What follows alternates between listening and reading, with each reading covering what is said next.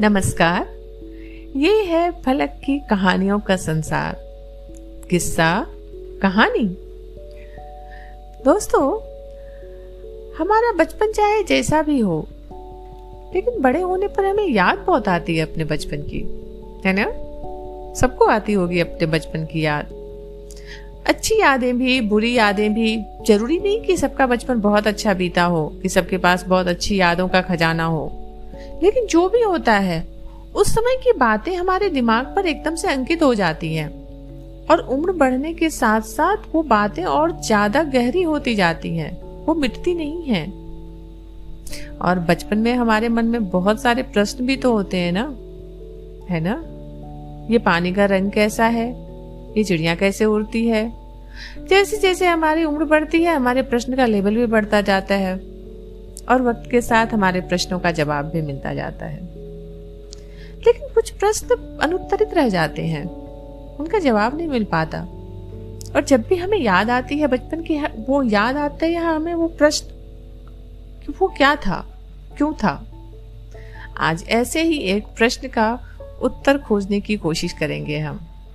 मैं भारती कुमारी आप सबको सुनाने जा रही हूँ अनघा जोगलेकर की कहानी राधा की बावड़ी। मुझे ऐतिहासिक इमारतें, किले, म्यूजियम देखने में बड़ी दिलचस्पी थी। मैं नौकरी बैंक में करता था, लेकिन जब भी छुट्टी मिलती कोई ना कोई ऐतिहासिक जगह जरूर घूम आता। किले मुझे अपनी ओर खींचते। किसी भी किले के मुख्य दरवाजे से लेकर उसके शीर्ष तक का सारा नक्शा मेरी आंखों में खिंच जाता। मैं वहां घूमते हुए मुझे तत्कालीन राजा, रानी, राजकुमार, राजकुमारियां, सैनिक, मंत्री सब जीवित होते से लगते। मैं पूरा दिन इन किलों में घूमकर बिता सकता था। मेरे दोस्त हमेशा फिरकी लेते हुए कहते, यार तू कहाँ बैंक में आ गया? तुझे तो पुरातत्व विभाग में ही होना चाहिए था।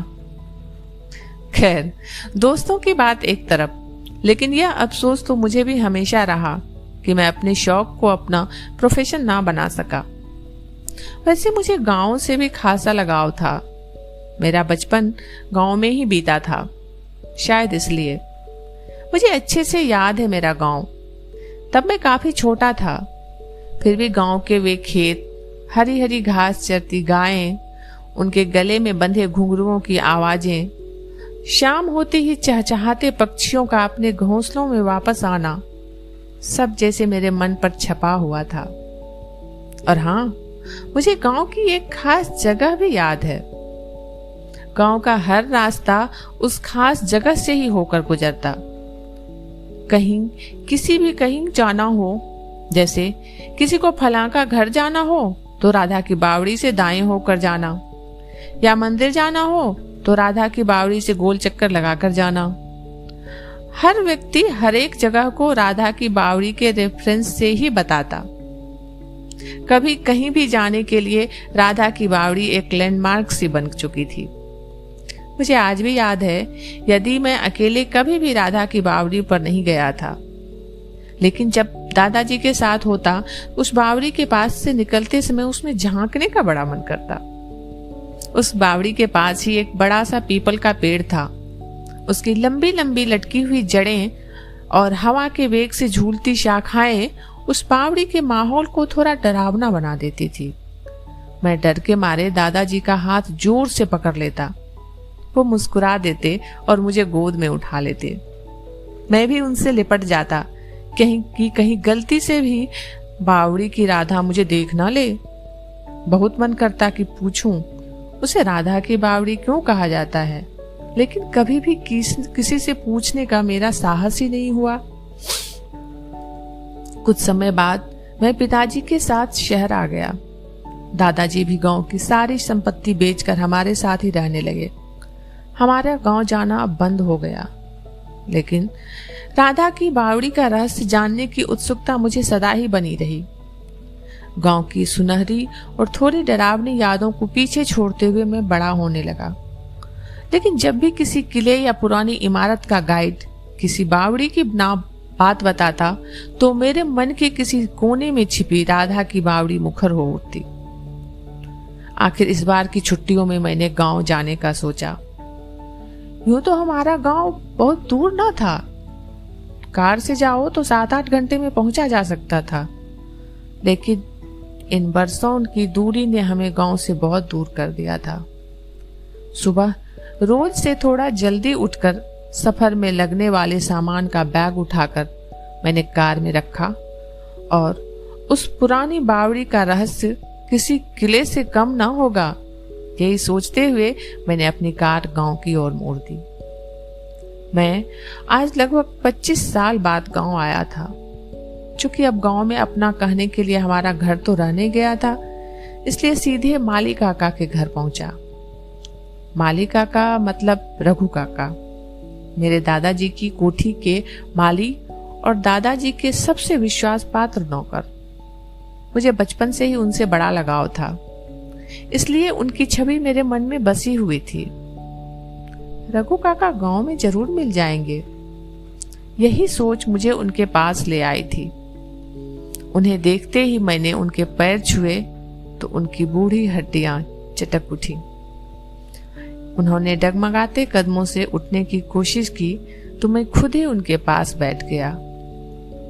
मुझे देख उनकी आंखों में एक अलग ही चमक आ गई। वे मेरे चेहरे पर कुछ ढूंढ रहे थे। बार बार मेरे सर पर हाथ फेरते हुए वे मुझसे बहुत सारी बातें कर रहे थे, लेकिन मेरा मन तो राधा की बावड़ी पर ही अटका हुआ था। काका से मुझे स्नेह तो था, लेकिन आज यहाँ आने का मेरा मकसद कुछ और था। मुझे अनमना सा देख काका ने पूछा, क्या हुआ? कोई बात है क्या मन में? बता तो। काका की अनुभवी आंखों ने मेरी बेचैनी पकड़ ली थी, तो मैंने भी गोल घुमाकर कहने की जगह सीधे ही पूछ लिया, काका आपको वो राधा की बावड़ी याद है? वह बावड़ी अभी भी है क्या? राधा की बावड़ी के नाम पर ही मेरे आंखों में चमक आ गई थी। मेरे मुंह से राधा की बावड़ी सुन पहले तो काका सहम से गए, लेकिन फिर मुस्कुराते हुए बोले, अच्छा तो तुझे उस बावड़ी की याद यहाँ खींच लाई है। काका की निश्चल मुस्कान से मैं सकुचा गया। नहीं नहीं काका, ऐसी बात नहीं है, मैंने तो यूं ही। अच्छा चल, मुझे सहारा दे, मैं ले चलता हूं तुझे बावड़ी के पास।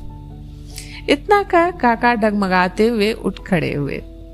बावड़ी का रहस्य खुलने के विचार से ही मेरे रोंगटे खड़े होने लगे। बचपन से ही वह मेरे लिए रहस्य बनी हुई थी, जिस पर से आज पर्दा उठने वाला था। कुछ देर बाद हम दोनों उस पीपल के पेड़ के पास खड़े थे, जिसके ठीक नीचे राधा की बावड़ी थी।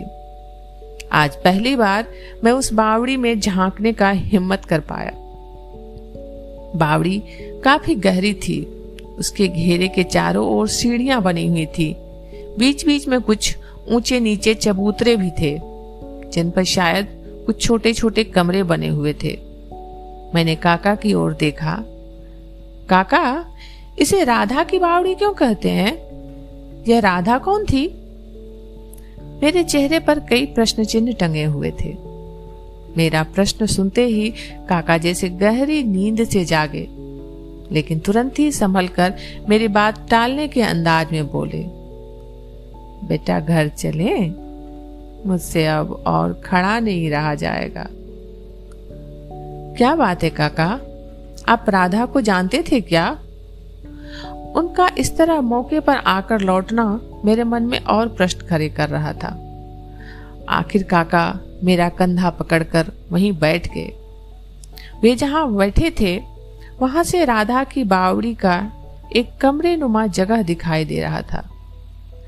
काका ने अपनी तर्जनी से उस ओर इशारा करते हुए कहा, वहां रहती थी राधा। मैंने चकाकर काका को देखा तो काका बोले, एक जमींदार हुआ करते थे, उनकी ताकत और दौलत का नशा उनसे ज्यादा उनके बेटे पर चढ़ा हुआ था। वह गांव की हर लड़की को अपनी जागीर मानने लगा था। उन्हें पाना ही उसका एकमात्र काम रह गया। यह बताते हुए काका की एक एक नस फड़क रही थी। उनका चेहरा गुस्से से लाल हो उठा था। अपने गुस्से पर काबू पाते हुए वो बोले, लेकिन एक दिन उसने राधा को देखा। फिर क्या हुआ काका? मैं अधीर हो उठा था। राधा में ना जाने ऐसा क्या था जो उससे मिलने के बाद जमींदार का बेटा पूरा बदल गया। वह राधा से प्रेम करने लगा। राधा ही उसकी सब कुछ हो गई। और एक दिन वह राधा के साथ अपने पिता के सामने जा खड़ा हुआ।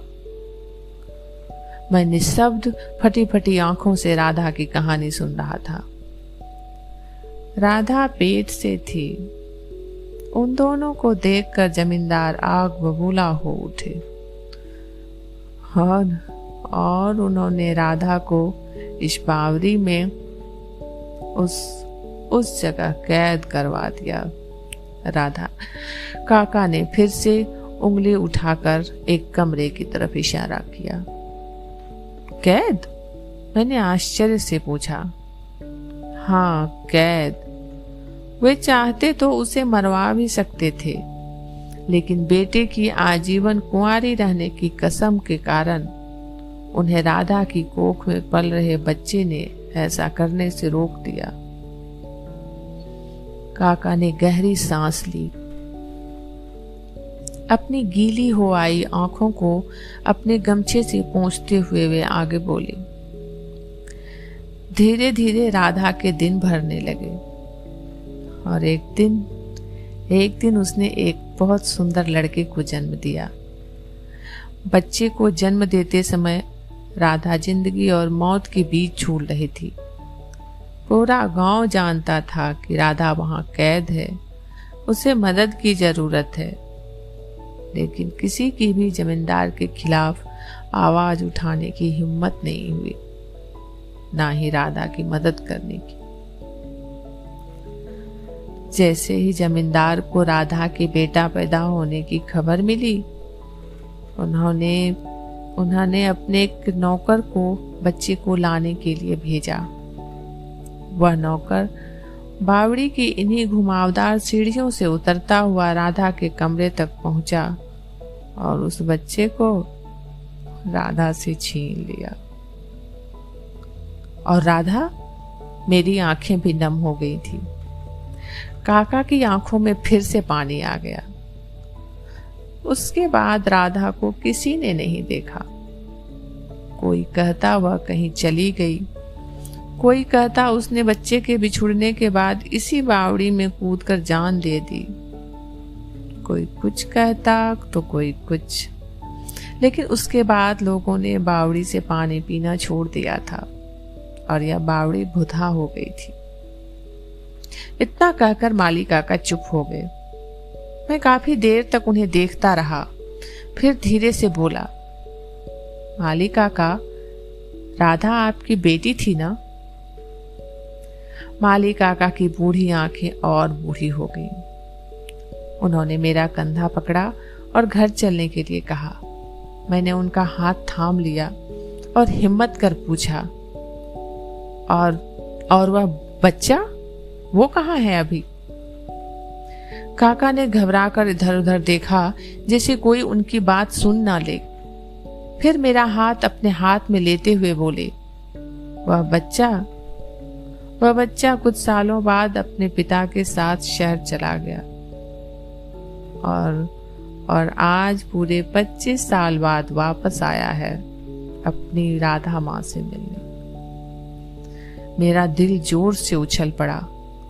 मैं उनसे अपना हाथ छुड़वा तेजी से पीछे हट गया। मुझे इस झटके से उबरने में समय लगा। काका मुझे देखते रहे। मैं थोड़ी देर बाद बोला, तो क्या राधा माँ अभी जिंदा है? मेरे इस प्रश्न पर सकते में आने की बारी अब माली काका की थी। वे बड़ी कठिनाई से बोले, वह नौकर जो राधा के बच्चे को उससे छीन कर ले गया था, वह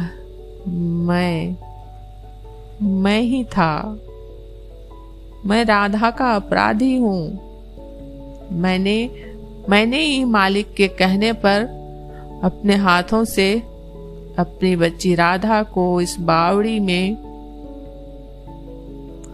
आगे काका की आवाज बंद हो गई। अब वहां एक पल भी रहना मुझे गवारा न था। मैं तेजी से अपनी कार की ओर बढ़ा। सीट पर बैठे बैठे ही मैंने बावड़ी को प्रणाम किया और कार का एक्सीलेटर दबा दिया। राधा और राधा की बावड़ी का रहस्य तो मेरे सामने खुल चुका था, लेकिन अपने पिताजी और दादाजी से राधा का हिसाब मांगने मैंने अपनी कार शहर की ओर मोड़ दी। ये कहानी इतनी ही।